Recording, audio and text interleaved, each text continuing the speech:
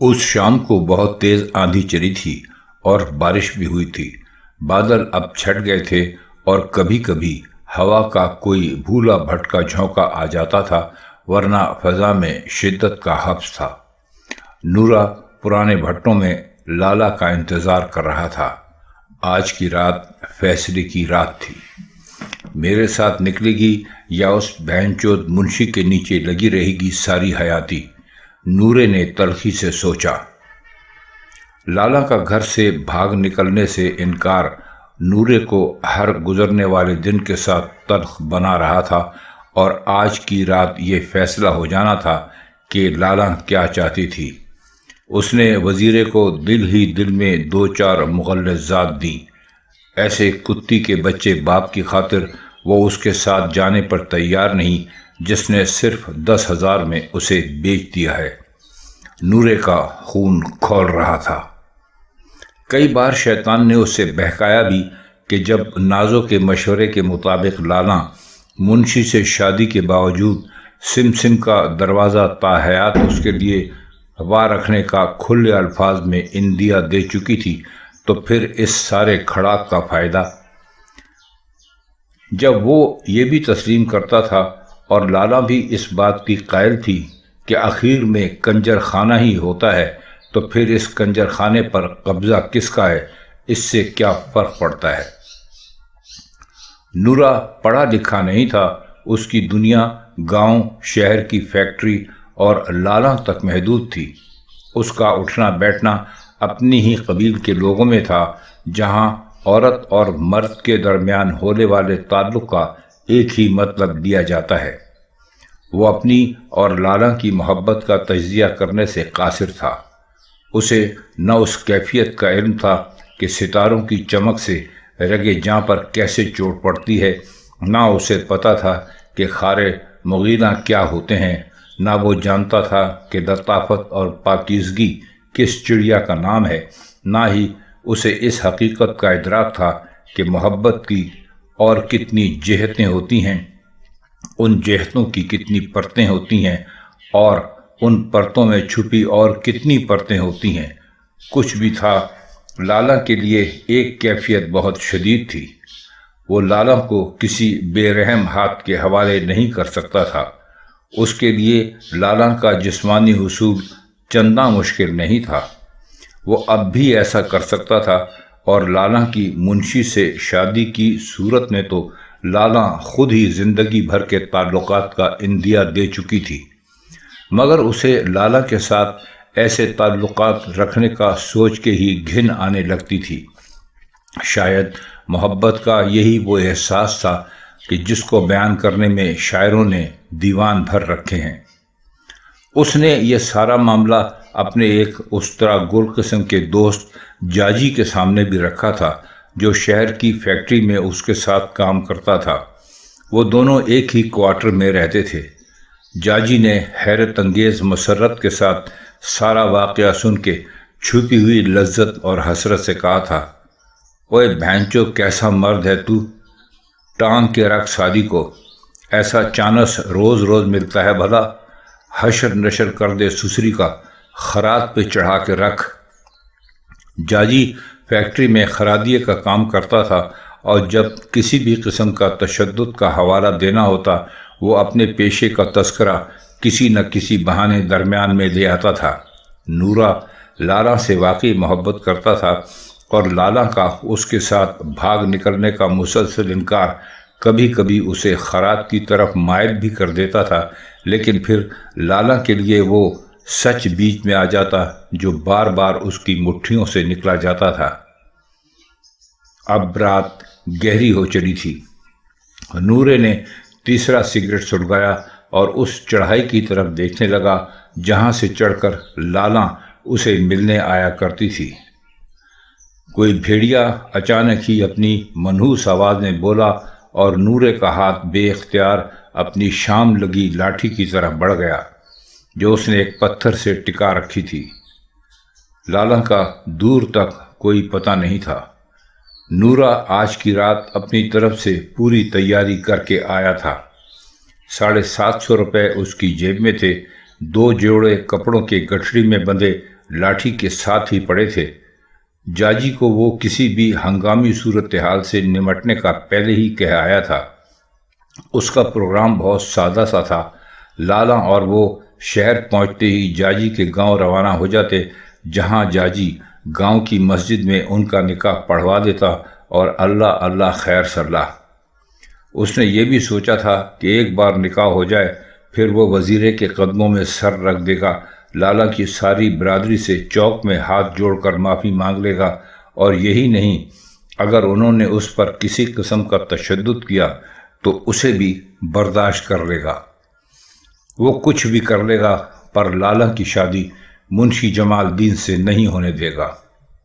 اس کی ساری سوچ ایک بہت بڑے لیکن پہ آ کے رک جاتی تھی۔ لیکن اگر لالا نہ مانی تو؟ وہ اس سے آگے نہ کچھ سوچ سکتا تھا اور نہ ہی سوچنا چاہتا تھا۔ لیکن جب بھی وہ سوچتا، اسے تلخی کی ایک لہر بدن سے گزرتی محسوس ہوتی، اور اس لہر کے بعد اسے لالا اور جاجی کی بات درست لگنے لگتی تھی۔ وہ ایک بڑے سے پتھر سے ٹیک لگا کر بیٹھ گیا اور جھل مل کرتے تاروں کو دیکھ کر ایک بار پھر سارے معاملے پر نئے سرے سے غور کرنے لگا۔ اس نے نہایت ایمانداری سے خود سے پوچھا کہ وہ لالا سے کیوں بیاہ کرانا چاہتا ہے، اس کا مقصد کیا ہے؟ لالا کا جسمانی حصول؟ ہاں، یہ سچ تھا، مگر صرف اتنی ہی سی بات تھی تو یہ کیا مشکل تھا؟ یہ کام تو شاید آج ہی ہو سکتا تھا۔ مگر اس نے بے چینی سے پہلو بدلا اور شدت سے نفی میں سر ہلایا اور خود کو گالی دے کر زیر لب بولا، بھینچو، یہ بات نہیں ہے، صرف کچھ اور بات بھی ہے۔ پھر وہ زیر لب مسکرایا۔ وہ بات صرف یہی ہو سکتی تھی کہ اسے لالا سے محبت تھی، ایسی محبت جسے پانے کو وہ کچھ بھی کر سکتا تھا، جان بھی دے سکتا تھا۔ ہاں، یہی بات ہے۔ اگر بھینچو کی بچی نہ مانی تو اٹھا کے لے جاؤں گا۔ اس نے اس سے آگے سوچنا بند کر دیا اور چڑھائی کی طرف دیکھا۔ اسے اپنی آنکھوں پر اعتبار نہیں آیا۔ لالا تیزی سے چڑھائی چڑھ رہی تھی۔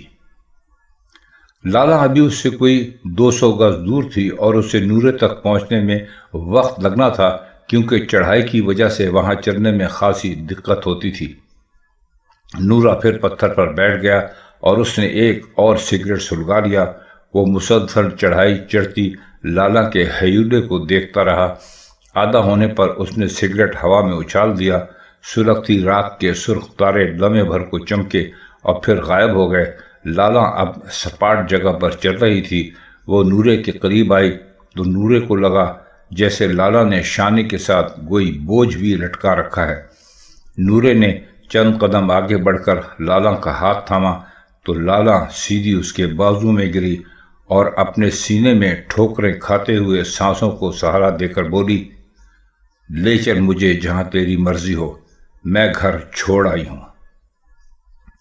نورے نے لالا کو اپنے ساتھ بھینچ لیا۔ اس نے منہ سے کچھ نہیں کہا۔ لالا کا ہاتھ پکڑے اپنی گٹھری کی طرف گیا۔ گٹھری شانے سے لٹکائی، شام لگی لمبی ڈانگ ہاتھ میں لی اور دونوں چلتے ہوئے اندھیرے کا حصہ بن گئے۔ شہر سے گاؤں تک کا پکا راستہ کوئی 3 گھنٹے کا تھا، لیکن اس سے آگے سڑک بہت خراب تھی۔ یہ سڑک شاید 100-150 برس سردار گڑھ تک نکالی گئی تھی۔ شاید ایک آدھ بار نیند پختہ بھی کی گئی ہوگی، کیونکہ کہیں کہیں سڑک کے کنارے پڑے اور کچھ زمین میں ادگھڑے پتھر اس کی گواہی دیتے تھے۔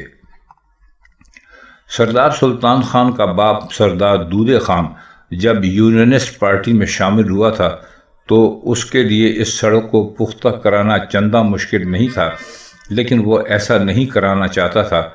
وہ اس ریوڑ میں شامل تھا جو شہید اقتدار سردار سکندر حیات خان کی طرح گورے آقاؤں کی ہندوستان سے واپسی کو ناممکن سمجھتا تھا اور پاکستان کے مطالبے کو احمقوں کی جنت میں رہنے والوں کا خواب۔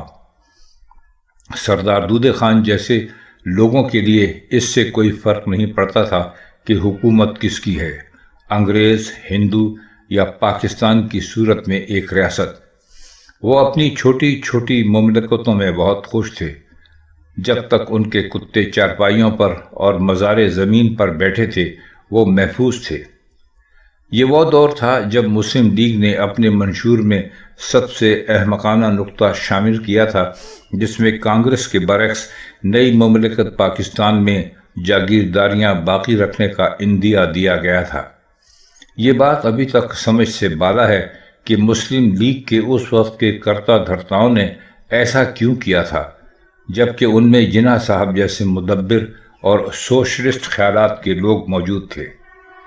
سندھ، جنوبی اور وسطی پنجاب کے وہ بڑے ذمہ دار جنہیں جاگیریں قومیہ جانے کی کانگریس کی پالیسیوں کے خوف نے جناح صاحب کے گرد جمع کر دیا تھا، اسی لیے جناح صاحب کی کاسرلسی میں لگ گئے تھے اور بالکل آخری وقت میں جوک در جوک یونینسٹ پارٹی کو چھوڑ کر مطالبہ پاکستان کے ہمنوا ہو گئے تھے، ورنہ انہیں پاکستان سے کوئی دلچسپی نہیں تھی۔ یہی حال یو پی کے بعض جاگیرداروں کا بھی تھا۔ سردار دودے خان بھی اسی ریوڑ میں شامل تھا۔ اس نے پاکستان بنتے ہی بھانپ لیا تھا کہ اس ملک میں سارا نظام وہی چلائیں گے جو گزشتہ 1.5 صدیوں سے انگریزوں کے پروردہ اور ان کی تہذیب اور ثقافت سے آشنا رہے ہیں، انگریزی زبان، انگریزی طور طریقے اور انگریزی نظام۔ اسی لیے اس نے سردار سلطان کو اعلیٰ تعلیم دلوائی تھی، اسے اسمبلی میں لگی خاندانی کرسی کو مسلسل قبضے میں رکھنے کے تمام گر بتا دیے تھے۔ اگر کبھی سردار سلطان ترنگ میں ہوتا تو اپنی اولادوں کو اپنے باپ کے کہے ہوئے یہ الفاظ ضرور بتاتا کہ پتر جی، یہ جو عوام ہے نا، ان کا پیٹ کبھی مت بھرنے دینا۔ جس دن ان کا پیٹ بھر گیا یہ تمہارے خلاف اٹھ کھڑے ہوں گے۔ انہیں ہمیشہ معاشی مشکلات میں مبتلا رکھنا، ساری سہولیات صرف اور صرف اپنے خاندان تک محدود رکھنا۔ یاد رکھو، علاقے میں اسکول، ہسپتال اور سڑک کبھی نہ آئے، اخبار نہ آئے، مسجد کا مولوی قل اعوذیہ ہو، وہ صرف جنازے اور نکاح پڑھا سکے، جمعے کی تقریر میں صرف حکایات اور روایات سنائے۔ جب تک تم نہ پہنچو جماعت کھڑی نہ ہو، تمہارے لیے پہلی صف میں جگہ رکھی جائے۔ یہ سب کرو گے تو ان کیڑے مکوڑوں پر تمہارا روب رہے گا، ورنہ تم ذلیل ہو جاؤ گے۔ سردار سلطان اپنے باپ کے فرمودات پر حرف بہ حرف عمل کر رہا تھا اور کامیاب تھا۔ یہ سب سائرہ نے بستر میں نیم دراز ہو کر سوچا۔ وہ آج ہی دادا کے بلوانے پر گاؤں آئی تھی۔ کچی سڑک کے سفر نے اس کا جوڑ جوڑ دکھا دیا تھا، لیکن وہ اپنے تئیں دادا کی لاڈلی ہونے کے باوجود دادا سے بحث کرنے کا حوصلہ نہیں رکھتی تھی۔ جب سائرہ گھر پہنچی تو شام گہری ہو چکی تھی۔ اسے بتایا گیا کہ اس کی ماں زبیدہ اپنے گاؤں گئی ہوئی تھی اور اب کسی بھی لمحے اس کی آمد متوقع تھی۔ سائرہ نے کھانا جواہر کے ساتھ کھایا۔ جواہر جلد ہی اپنے کمرے میں چلی گئی۔ نعیم سردار سلطان کے ساتھ مہمان خانے میں شہر سے آئے کچھ مہمانوں کے ساتھ مصروف تھا، اس لیے اس کا سامنا نہ ہو سکا، جس پر وہ خوش تھی۔ وہ نرگس کی طویل چیخ پر چونکی۔ اس کی پھوپھی پر آج کی رات پھر بھاری تھی۔ اس نے طویل سانس لی اور ایک بار پھر سوچنے لگی کہ اس کے دادا نے اسے اچانک کیوں بلوایا تھا۔ 11:30 بج رہے تھے جب زبیدہ واپس لوٹی۔ ماں بیٹی کی ملاقات پر پتہ چلا کہ زبیدہ کو بھی علم نہیں تھا کہ سائرہ کو حویلی بلوایا گیا تھا، لیکن زبیدہ کو اور بہت کچھ پتہ تھا، جس کا لب لباب یہ تھا کہ سردار سلطان نے سائرہ کا نکاح نعیم سے کرنے کا فیصلہ کر لیا تھا۔ سائرہ کھڑکی کے قریب کھڑی تھی اور زبیدہ اس کے عقب میں۔ سائرہ گھومی۔ نعیم سے کبھی نہیں، اماں میں زہر کھا لوں گی لیکن نعیم سے شادی نہیں کروں گی۔ زبیدہ کو سائرہ کے جواب پر اس لیے حیرت نہیں تھی کہ وہ جانتی تھی کہ اس کی بیٹی کا کیا جواب ہوگا، مگر اسے یہ نہیں سوچ رہا تھا کہ اس مسئلے کا حل آخر کیا ہوگا۔ میں جانتی ہوں بیٹی، لیکن بیٹی یہاں وہی ہوتا ہے جو تمہارے دادا چاہتے ہیں، زبیدہ بس اتنا ہی کہہ سکی۔ سائرہ ٹہلتی رہی، پھر وہ زبیدہ کے قریب کھڑی ہوئی اور بغیر جھجکے بولی، اماں میں کسی کو چاہتی ہوں۔ زبیدہ کا سانس سینے میں جیسے اٹک گیا۔ وہ پھٹی ہوئی آنکھوں سے بیٹی کو دیکھ کر بولی، کسی کو چاہتی ہے؟ تیرے ساتھ پڑھتا ہے؟ ہاں اماں، بہت اچھا ہے، میں نے اس کا ساتھ نبھانے کا فیصلہ کر لیا ہے۔ ذاتی طور پر زبیدہ کو بیٹی کے فیصلے پر کوئی دکھ نہیں تھا، نہ حیرت تھی اور نہ ہی پشیمانی، لیکن وہ اس خاندان کی ایک ایسی کہانی سے واقف تھی جس کا ایک کردار نرگس کی صورت میں ابھی تک حویلی کے ایک کمرے میں بند تھا، دوسرا کردار جنگل میں کہیں دفن اور تیسرے کا کوئی اتا پتہ نہیں تھا۔ تجھے پتہ ہے تو نے کیا فیصلہ کیا ہے؟ وہ بس اتنا ہی کہہ سکی۔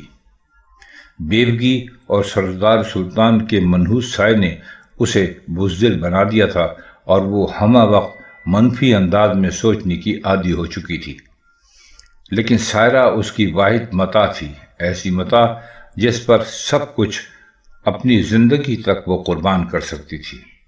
وہ ہرگز نہیں چاہتی تھی کہ اس کی بیٹی کی شادی سردار نعیم سے ہو، لیکن پھر وہ یہ بھی نہیں چاہتی تھی کہ اس کی بیٹی کا خود کیا ہوا کوئی فیصلہ اس کی بیٹی کو ہمیشہ کے لیے دکھی رکھ دے۔ سائرہ نے اسے منصور، اس کے گھر اور اس پس منظر کے بارے میں بتایا جس سے منصور کا تعلق تھا۔ گئے برسوں میں بیٹی کی اس نظام سے نفرت کے حوالے سے زبیدہ پہلے سے جانتی تھی، اس لیے اسے لگا کہ سائرہ نے واقعی اگر کوئی فیصلہ کر ہی لیا ہے تو پھر اسے اس سے ہٹانا ناممکن ہوگا۔ اس نے بہت سوچا، تب بھی وہ اس نتیجے پر پہنچی کہ وہ کسی صورت اپنی بیٹی سردار نعیم کے سپرد نہیں کر سکتی تھی۔ ان دونوں کے پاس کوئی راستہ نہیں تھا۔ تبھی بالی، جو زبیدہ کی خاص ملازمہ تھی، خوشی خوشی یہ خبر لائی کہ کل بعد از مغرب سردار سائیں نے سائرہ اور نعیم کے نکاح کا فیصلہ کر لیا ہے۔